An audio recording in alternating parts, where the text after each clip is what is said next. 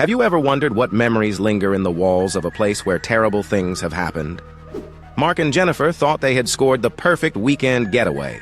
The Victorian house in rural Vermont had 5-star reviews, vintage charm, and a price too good to pass up. The photos showed hardwood floors, antique furniture, and a cozy fireplace. What the listing did not mention was why it was available every single weekend, year-round. They arrived just after sunset. The lockbox code worked on the 3rd try, the numbers sticking as if the mechanism did not want to open. Inside, the house smelled of lavender and something else. Something underneath. Something old. Jennifer noticed it first. The photographs on the mantel. Different families, different eras, but all of them standing in the exact same spots in the exact same rooms. The same forced smiles. The same stiffness in their postures, as if they were trying very hard to appear comfortable. That night, Mark woke to the sound of footsteps above them. Slow, deliberate steps moving from one end of the attic to the other. He checked the app. No other guests were listed. The house was supposed to be entirely theirs. When he mentioned it to Jennifer, she was already awake, staring at the ceiling. The footsteps stopped. Morning brought no comfort. Jennifer made coffee in the kitchen and found the cabinets rearranged. Items they had used the night before were now in different places. The mugs they had left in the sink were washed, dried, and put away. Mark suggested the owner had a key, maybe came by early for maintenance. But the doors were still locked from the inside. The chain was still latched. That afternoon, they tried to leave for a hike. The front door would not open. The lock turned, the handle moved, but the door remained sealed as if the frame had swollen shut. Mark threw his weight against it. Nothing. They tried the back door, the side door, even the windows. All of them stuck. Then just as suddenly, the front door swung open on its own.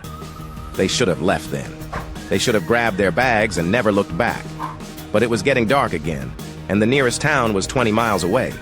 They convinced themselves it was old house problems. Humidity, warped wood, rational explanations. The house had other plans. That evening, Jennifer found a leather journal in the nightstand. She had checked that drawer before. It had been empty.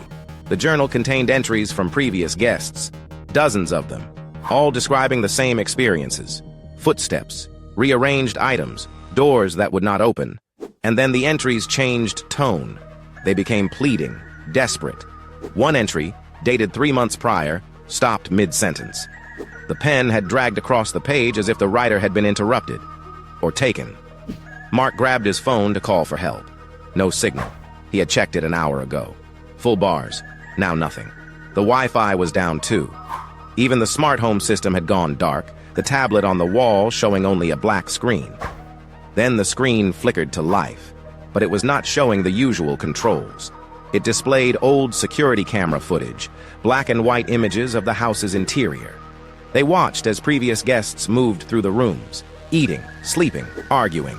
And then, one by one, the footage showed them stopping mid-action, turning to look at something off-camera, their faces transforming from confusion to absolute terror.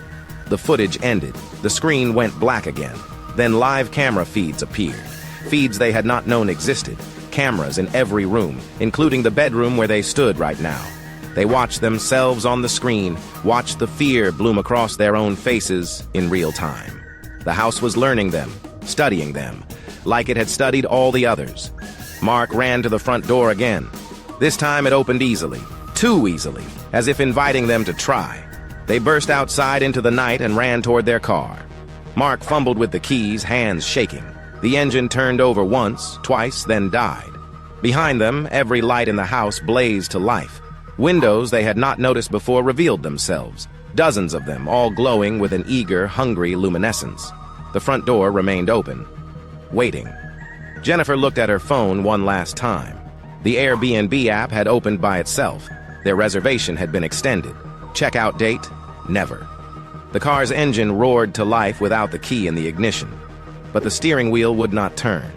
It began to roll backward, slowly, steadily, toward the open front door, toward the house that had decided they were staying. The journal had tried to warn them. The last readable entry said it all. The house does not want your money. It wants your story, and it never lets you finish writing it.